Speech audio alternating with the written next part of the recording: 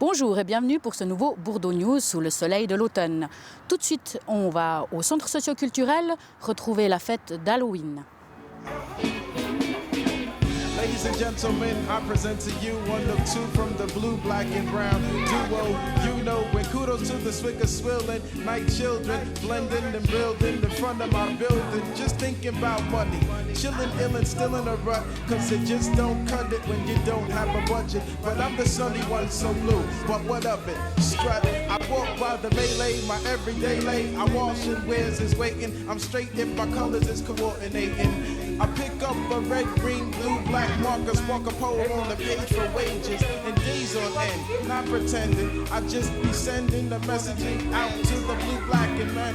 I put my out at where everybody else out at and get fat, slinking man.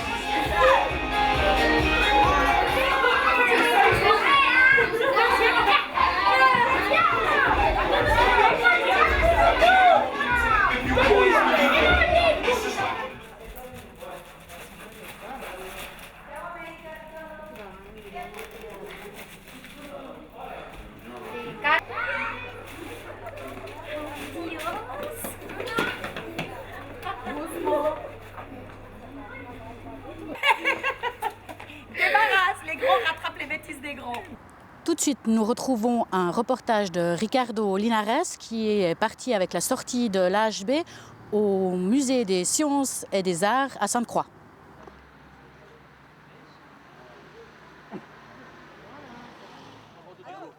Pardon, excusez-moi.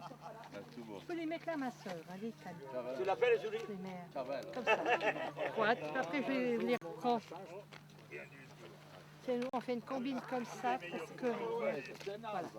Les Anglais venaient faire du ski ici dans le Jura parce que déjà à l'époque c'était moins cher que dans les Alpes. Hein, le tourisme dans les Alpes datait déjà de 50 ans. Il y avait déjà des stations comme Crans-Montana, etc. qui commençaient vraiment à se développer et à devenir un petit peu cher pour certains Anglais. Ici à Sainte-Croix, dès les années 1780 à peu près, on a l'installation tout d'abord de l'horlogerie qui s'est faite, selon le même principe d'ailleurs que la dentelle. Hein. C'était des établisseurs qui venaient de Neuchâtel ou de Genève, qui commandaient des pièces, et c'était des ouvriers à domicile, qui faisaient certaines pièces de l'horlogerie. Et puis petit à petit, eh bien, on s'est dit pourquoi est-ce qu'on fait certaines pièces ici, puis qu'on doit quand même les exporter pour les finir. On a fini par fabriquer toutes les parties de la montre, ce qu'on appelle les parties. Et puis, petit à petit ici, d'abord parallèlement et puis ensuite exclusivement, s'est développée la boîte à musique. Première fabrique de boîte à musique ici, c'est à peu près 1820. Il faut savoir que la boîte à musique a été inventée, plus ou moins inventée, au tout début du 19e siècle, à Genève. Les premiers témoignages de boîtes à musique qu'on a, ce sont des boîtes à musique qui ont été fabriquées dans des tabatières que Napoléon a offert à ses principaux maréchaux d'Empire. Et ça, c'est un des premiers témoignages vraiment de fabrication de la boîte à musique. Et puis ensuite, c'est vrai que nous, ici à Sainte-Croix, on s'est spécialisé dans la fabrication de la boîte à musique et on a laissé l'horlogerie, en fait, aux montagnes châteloises et à la vallée de Joux. Ça, c'est une boîte à musique très complexe, mais elle a toujours le même système avec un gros moteur à ressort et puis des goupes d'un rouleau avec des petites goupilles qui fait actionner les différents instruments et la boîte à musique. Il faut savoir que sur chaque rouleau ici, toutes ces petites pointes étaient montées à la main. Et à l'époque, c'était les dames qui faisaient ça à domicile. Dans quelle direction? La ville de Lausanne, avec le concours de jeunes graffeurs, a décidé d'égayer un petit peu la ville de Lausanne et d'embellir les coffrets électriques. Allons, en route.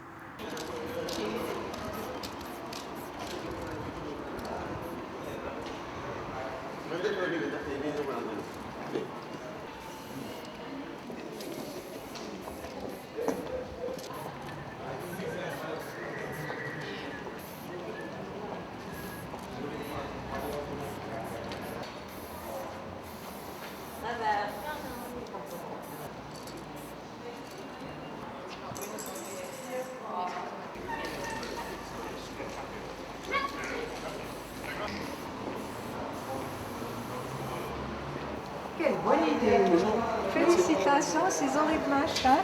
Vous savez que j'y ai pensé. Ouais. Si j'avais eu 20 ans ou 30, 40 ans de moins, je serais venue avec les invité, bombes, quoi. Ah ouais. Il est beau ce qu'il y a là-haut aussi. Hein. Ouais, non, c'est... Ah ouais, ça c'est pas mal. l'excellente idée. Hein. Cool. Puis j'espère que la commune va accepter. Hein. Ouais, c'est déjà accepté. Alors, c'est Ah parfait. non, on y va Ah comme bon, ça. bonne chose, hein. Au revoir. Au revoir.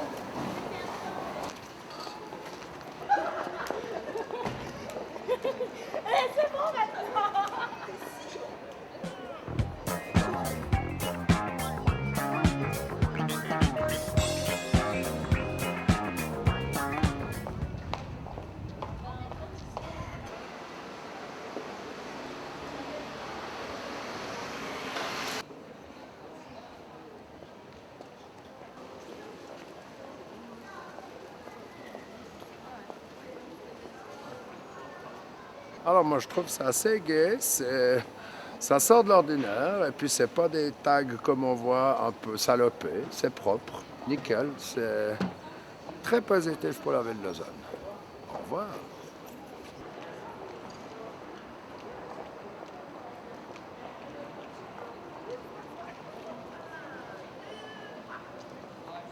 Ben, je trouve que c'est assez original, ça fait jeune, c'est plaisant à la vue, c'est très joli, moi je trouve assez sympathique.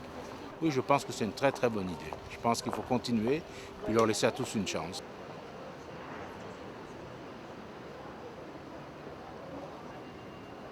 J'aime la peinture, c'est joli, qu'est-ce que vous faites?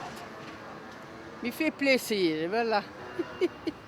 J'aime tout ce qui c'est beau. Merci, au revoir.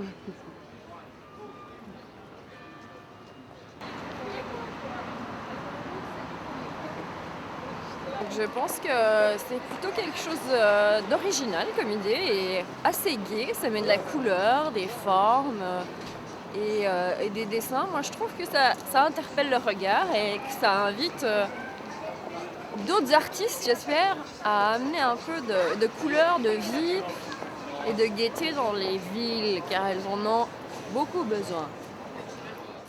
Dans les sorties de la semaine, nous retrouvons suite au film Zéro, le débat avec Giulietto Chiesa, ancien député européen. Suite et fin des épisodes des Places au Soleil avec notre quartier, la Bourdonnette.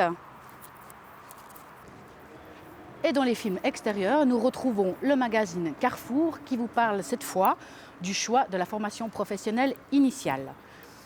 Et pour finir, on aimerait juste dire une grande félicitation à Fabien du Centre socioculturel et toute sa petite famille qui s'agrandit avec un petit Mathéo.